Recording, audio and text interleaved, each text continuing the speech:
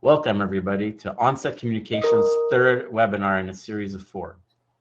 Our focus for today will be on evaluation and how the Onset Assistant helps to streamline the collaboration process between film crew members, i.e. to communicate, collaborate, evaluate, to decide. My name is Daniel Lazarados, and I'll be your host in today's session. And today I'm joined by Onset CEO, Brian Sharp. Brian has over 30 years experience working in both film and TV productions, and he founded Onset Communication to help solve communication and collaboration issues that he experienced while he was on set during productions. For the people that didn't see our first two seminars, we have a couple of review items from last time.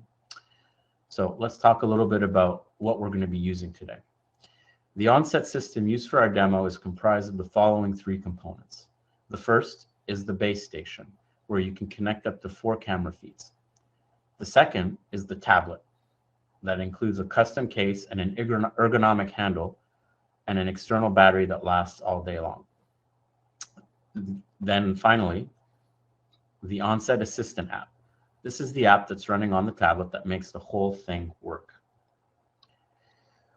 All right, the Onset demo will be followed by a question and answer period. However, keep in mind that this is an interactive session, so please feel free to submit your questions as you think of them in the public chat feature, and we'll do our best to answer them as we go along. So with that out of the way, let me hand this over to Brian now.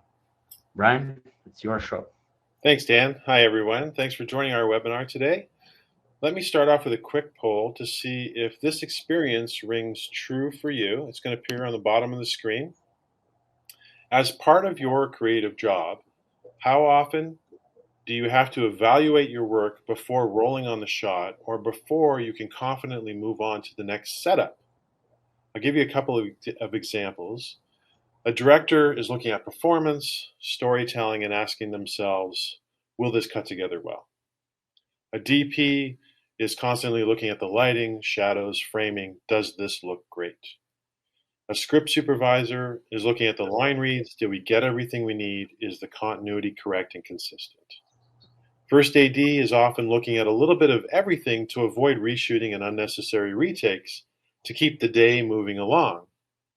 And a video assist operator has to make sure the clip they recorded is saved in a way that they can find easy and maybe have to add notes to it, to that clip that might be relevant later.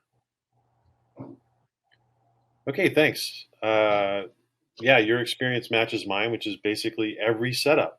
For myself, as a director of photography, I am evaluating my work constantly and ongoing throughout the process, and it's exhausting to keep it all in my head. I'm just getting exhausted thinking about it now. So what I'm going to do now is demo for you our system, our solution, and how we use it to evaluate your work throughout your day, and how you can also evaluate other crew members' work depending on the role you have in production. So let's take, for instance, what I'm going to do now is I'm going to screen share our app, which is running on a tablet sitting on the desk next to me. And it is connected to 2 cameras in the office. And you can see that it's live. There's my hand. And so, for instance, as an operator, what I'll want to do is record a clip and then be able to find it very quickly and play it back for a director at a later date, or maybe even right away. So how this is relevant is the slate information is the way we organize everything in the database so it's easy to find later. And this is relevant to everyone's job position, whether they're grabbing still frames for themselves or asking for playback of a particular clip from earlier in the shoot. So go to the slate, you enter the metadata that represents that clip, scene shot take information, for instance. You can identify the day of the shoot, the episode number, even the roll number. When I start recording, it's now recording 2 clips simultaneously. So this A/B camera setup, whatever's connected to the system, is recording at the same time in sync with each other. And everybody can be looking at this in real time in different channels, which you can see down here. There are 12 channels to choose from. Channel 5 is where the recording is happening. When I stop the recording, I get some options right away. And again, this might be relevant to finding the clip later. You can change the metadata. You can add text notes in a text field. And if you happen to overhear the director or whatever saying this is a circle take, you can mark it right away. And that'll help you find it later much quicker. And if they ask for playback immediately, it's right at your fingertips. You can just go to the latest thing recorded. I am now playing back the clip we just recorded.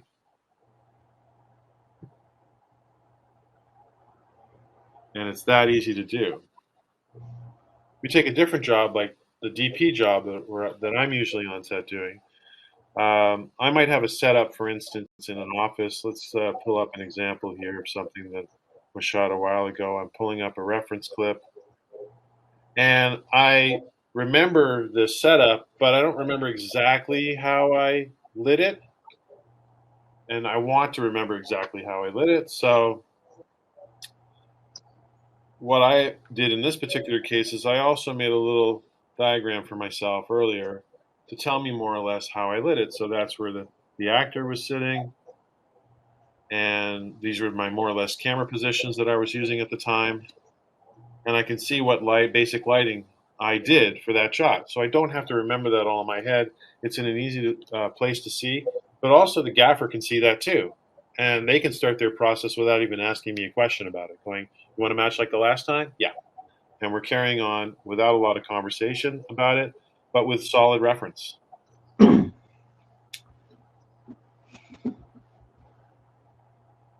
And then within the larger library, the context of the larger library, I can search for all kinds of things. So, for instance, I'll just back up here a bit. Let's say I want to look for a particular thing. I want to look for only the circle take of something. And in this case, I'm looking for a still frame that I marked up. And I get to it as quickly as possible just by filtering things on the right side of the screen there. I can filter by episode, scene, shot, all the way down to the take to get exactly what I'm looking for. And I can also filter out different types of clips. So I pull up this one. It's a still frame that I'm going to load in a channel.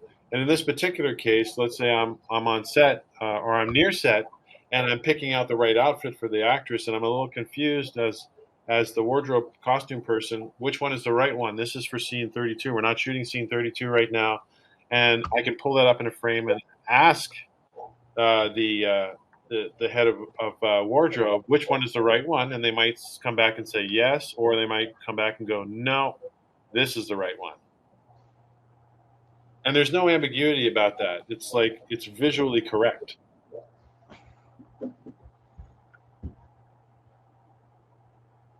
And in the same token, you might say on the fly, you're taking notes, and you're like, okay, well, so in this previous scene, the actor removed this from the shot, filled his coffee cup up, and left it on the table. Let's make sure it's not there when we do the turnaround on this.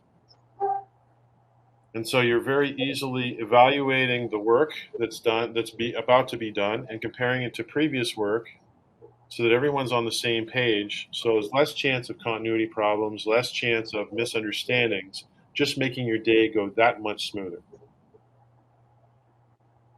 Dan, back to you. Thanks, Brian. Appreciate that. That was really instructive. Thank you, Brian. So let's open up the floor to questions. Just please feel free to message them in the chat forum. And we'll give you guys a minute or two.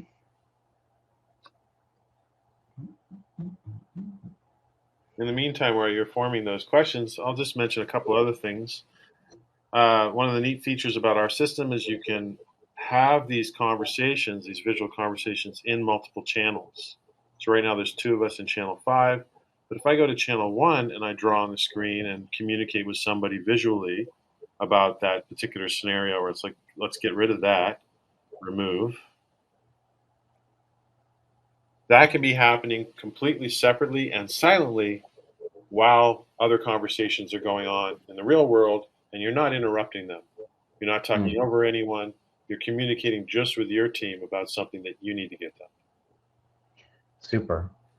Thanks, Brian. We do have a question that just came in. And the question is, how many crew members can join a channel? It's unlimited how many crew members can be in a single channel. So if it's a case where, let's say first AD says, okay, I want to show you what the blocking is going to be like. Everyone go to channel 1. So the whole crew could be in channel 1. Everyone that has one of our tablets can be in channel 1, and they could be reviewing that blocking, whether it's actually watching it on the screen, like from one of the camera positions, like a wider camera view, for instance, or they could football play it out and say, well, here's the set, there's the door coming in, and there's the other door. So actor A is going to come through this door and sit down in that chair over there in front of the desk, and actor B is going to come in and stand right there, for instance. Very cool. We have another question. What's the range on your tablets?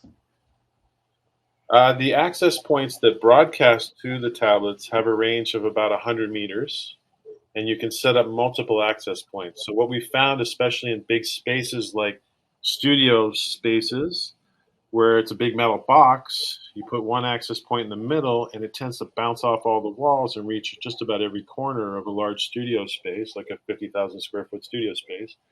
But can't go through the wall very well, so you set up and wire another access point outside, let's say near craft service, and you can still get a signal while you're outdoors. Excellent. Does anybody else have any questions that you'd like to ask?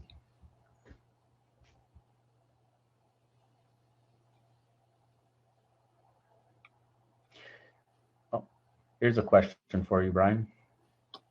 How many cameras can you actually feed into the system? Our systems can do up to 4 cameras. The inputs are right on the patch bay there. This is a 2-camera unit that you're pointing at right over here. And on our 4-camera unit, there's just 2 more inputs. And you can also put audio signal in there as well, external audio. Okay. I think the question is asking if you can use a decimator on that as well. Yes, we've done that before with a 4-camera unit. Let's say with a 2 or 3-camera shoot, we have individual lines coming in to each camera, and then use a decimator to take the same signals and route into the 4th channel, for instance. And then you've got A, B, C split over here, and then when you get to D, which would appear up here along the top, that D channel would have a quad split of A camera, B camera, and C camera, for instance. Perfect. Thank you. All right. Any other questions? Feel free to ask more questions. We still have a couple of minutes.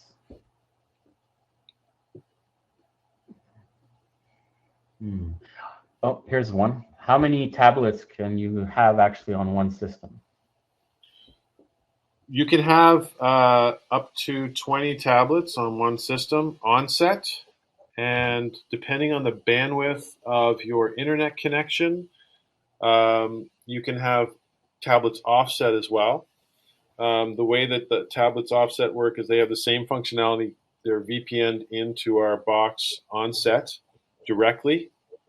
And so because of that, you need 5 megabits per second upload speeds per offset tablet. So the number of offsets is determined by the bandwidth you have available to you in terms of upload speeds from the location that you're shooting at. Perfect. Thank you. And here we go. Here's one more question. How much storage does a server have? Well, that's a good question. We can offer several solutions, but our basic package allows for 280 camera hours of footage, but we can put in enough storage to do up to 4,000 camera hours. Okay. So for a typical shoot, how often would I have to upload off the server? We haven't been on a shoot yet where you've had to, the only offloading is regular backups. If, for instance, post-production wants clips to work with as proxy files, that might happen daily at the end of each day. Otherwise, we haven't really reached a situation where people have need to wipe data to make room for data. Okay, perfect. Thank you. All right, so we're reaching the top of our 15 minutes. We'd like to thank you all for joining and participating in today's third in a series of 4 webinars. There will be an information package that will be sent to you with slides in the next hour. As well, I'd like to make sure that you join us for our final webinar in this series, which will be held on November 3rd. We'll focus on the decision-making process. Thank you for joining. Everyone have a great day.